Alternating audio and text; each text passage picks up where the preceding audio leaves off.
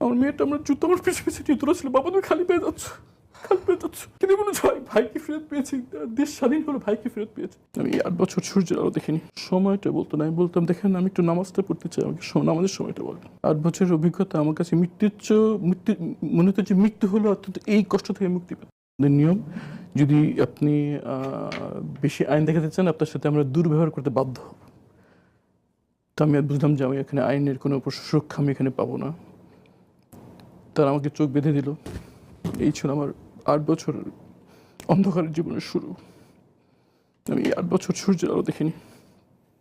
তারা আমাকে যে সেলে রেখেছিল সেখানে বুঝতে পারতাম না বাইরে কি দিন আর রাত, আমরা কোথায় আছি আমাদের বলতো না, আচ্ছা কি দিন তারিখ বলতো না, সময়টা বলতো না। আমি বলতাম দেখেন আমি একটু নামাজটা পড়তে চাই, আমাকে নামাজের সময়টা বলেন।